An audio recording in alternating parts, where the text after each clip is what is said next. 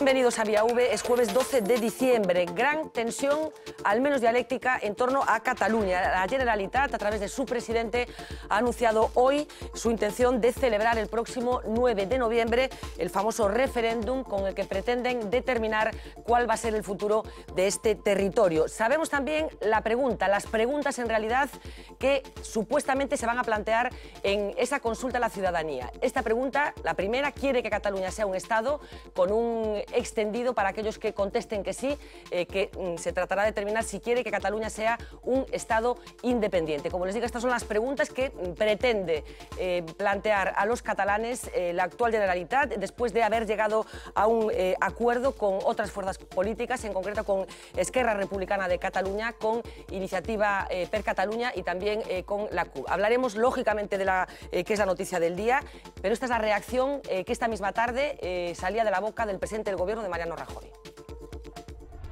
Quiero decirles con toda claridad que esa consulta no se va a celebrar. Es inconstitucional y no se va a celebrar. El Gobierno que presido no puede ni autorizar ni negociar sobre algo que es propiedad de todos los españoles.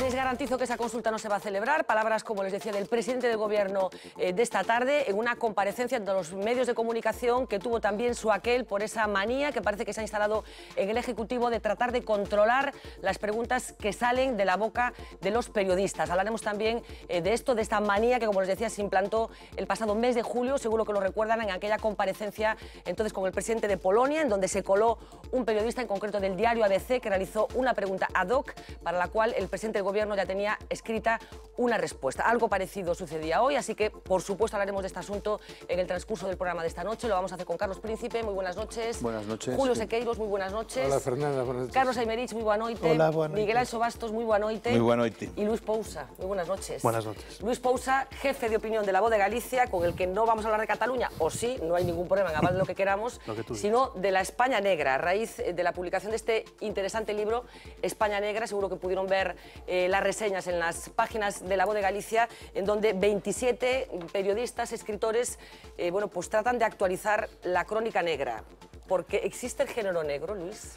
Bueno, yo no soy muy de escritor de géneros, no creo mucho en los géneros, ¿no? Como decía el editor, creo más que hay policías que novela policíaca. Pero bueno, lo que sí hay es una España negra cada vez más negra, ¿no? Por lo que vemos en los periódicos día a día, donde la sección de sucesos se ha extendido a todo el periódico, ¿no?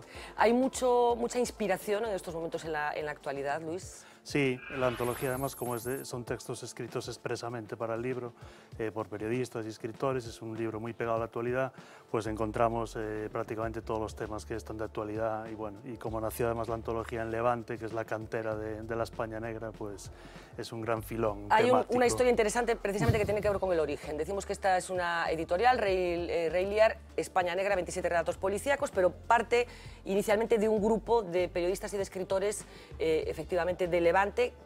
Cuéntanos un poco cómo es el germen de este proyecto. Sí, era un grupo de periodistas de Castellón en concreto, que hace 5 años, pues en una cena navideña, en estas que puede pasar cualquier cosa, puede salir cualquier cosa de ahí, lo que salió fue el primer libro de este proyecto, ¿no? Decidieron hacer un libro para contar aquellas historias que ellos creían que no podían contar en sus medios de comunicación, porque siempre hay cosas que se quedan ahí en el tintero.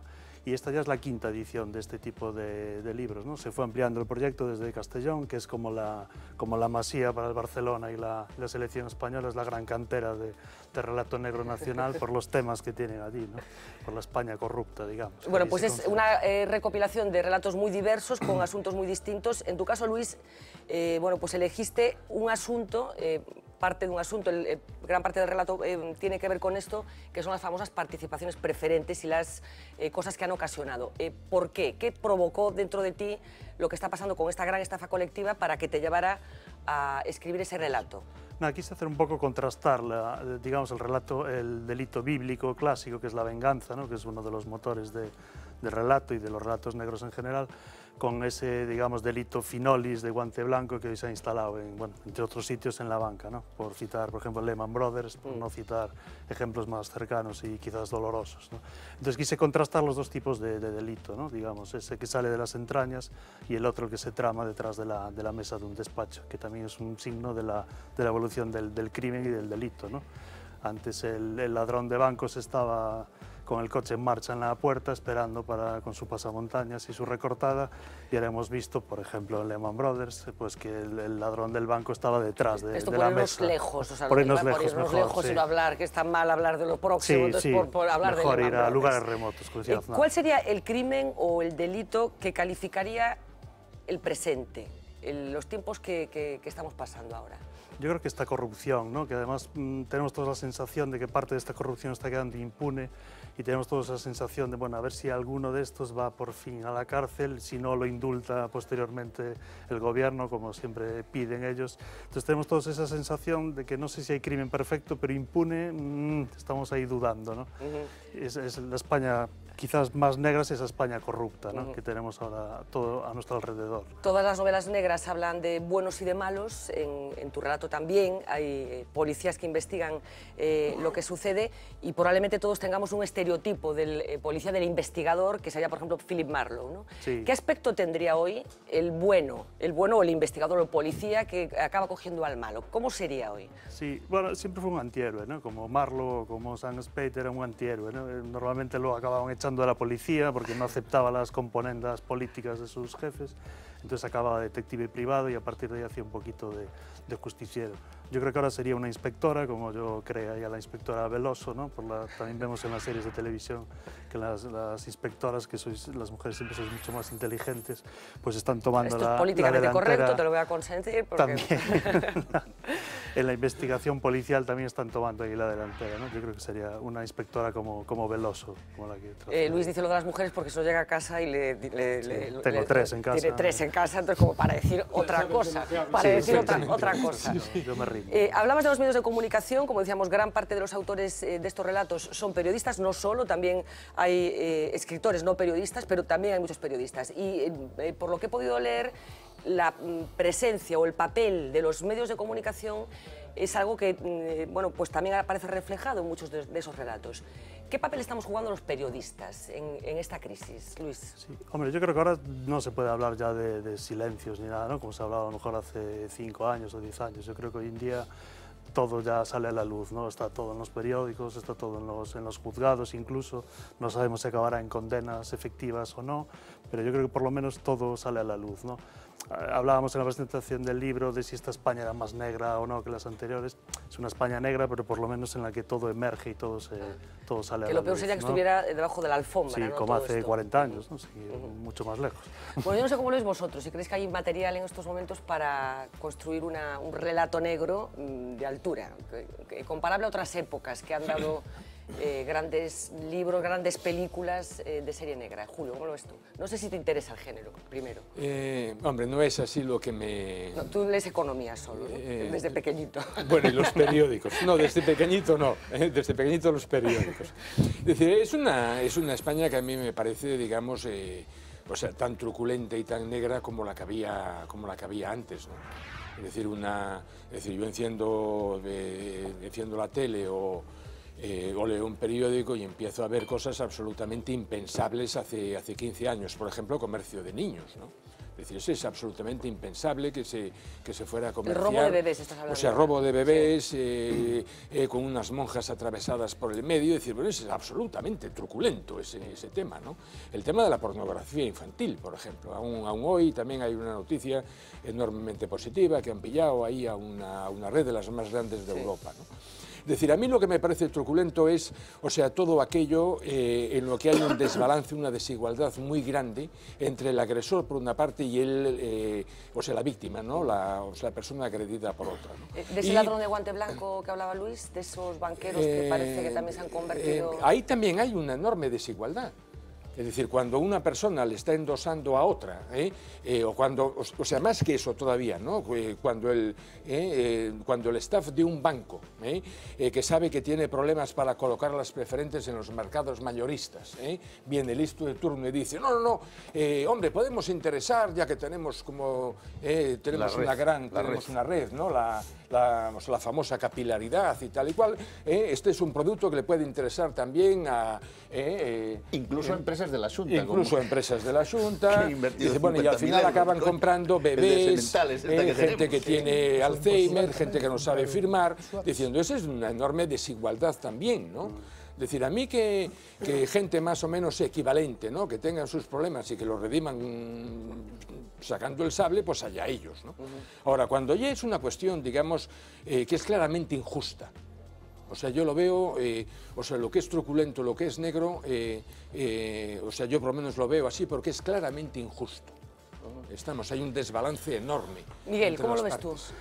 Primeiro, o xénero gustame sobre todo de Miki Spillane, o autor de My Hammer, que é un detective de dereitas, os poucos detectives de dereitas.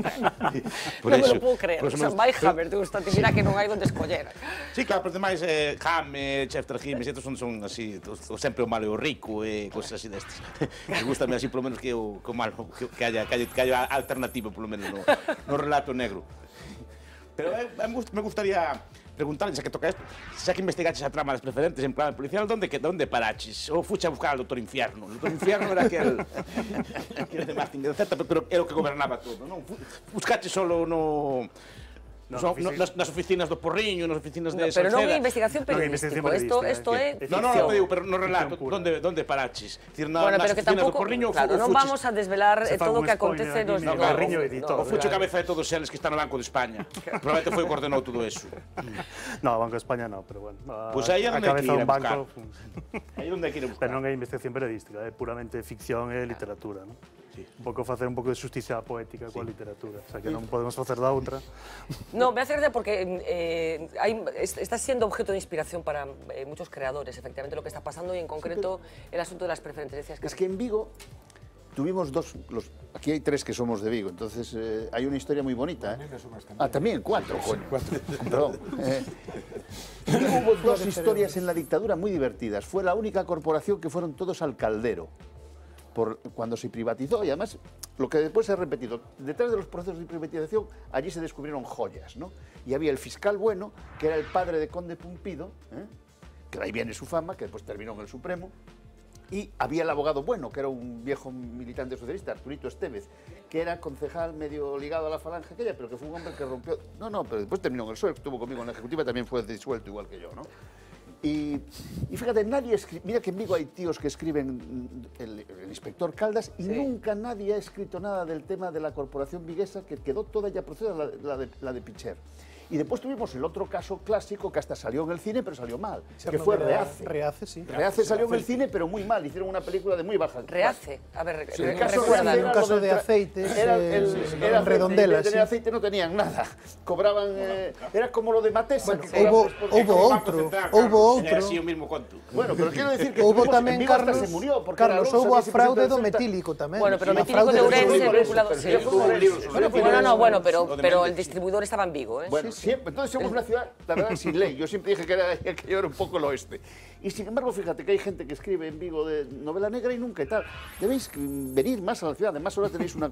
Tenéis hay mucha inspiración allí, mucha inspiración. A ver, Carlos Aymerich. Sí, a min, pois eu confeso que sí que gostou moito da novela negra.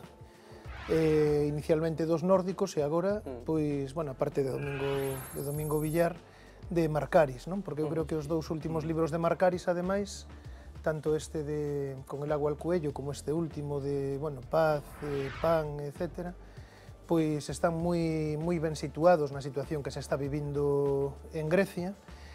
É unha novela negra peculiar, porque normalmente a novela negra, a tradicional, ou é, como decía Luís, un policía que o botan da policía, un detective privado, etc., ou é un policía que, bueno, de alguna forma dá unha visión moi armónica, non? É dicir, bueno, ao final o malo si que o collen e paga, co cal, bueno, pois parece que todo funciona ben. No caso de Marcaris, bueno, normalmente si o collen, pero queda sempre un regusto amargo de que o mal segue aí, e o problema segue aí.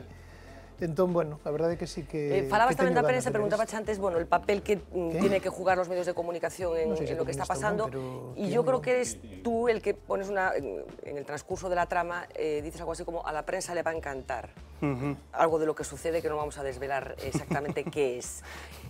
Hablábamos de la parte importante de los medios de comunicación, de destapar las cosas que están sucediendo y que se nos permita que se destapen, a pesar de ese afán que tienen algunos de controlar las preguntas que hacemos los periodistas, pero de alguna manera también hay un debate sobre la cobertura que algunos medios de comunicación y algunos periodistas hacen de determinados sucesos. Estoy recordando, por ejemplo, el caso Asunta también. ¿Se ha ido un poco de las manos algunas cosas en la cobertura de la crónica negra? Bueno, yo creo que los medios serios no han mantenido el tipo y han conservado el sosiego y la serenidad. Pero sí que es verdad que sobre todo la introducción de las redes sociales, las webs y bueno, Twitter, Facebook, todo, ha generado una velocidad en la generación de información que a veces hace difícil pensar con un poquito de sosiego y no caer en el amarillismo, ¿no? Pero bueno, yo creo que los medios en general han conservado el sosiego, tipo. el sosiego. Pues España Negra, 27 relatos policíacos, uno de ellos absolutamente recomendable, el que firma nuestro compañero Luis Pousa, jefe de opinión de La Voz de Galicia, con ese trasfondo tan terrible de las participaciones preferentes, de las que, por cierto, vamos a hablar también esta noche. Enhorabuena, Luis, muchísimas gracias por acompañarnos esta noche. Nos vamos a hacer una pequeñita pausa de publicidad, regresamos enseguida ya para hablar de uno de los grandes asuntos del día, qué está pasando en Cataluña. Hasta ahora.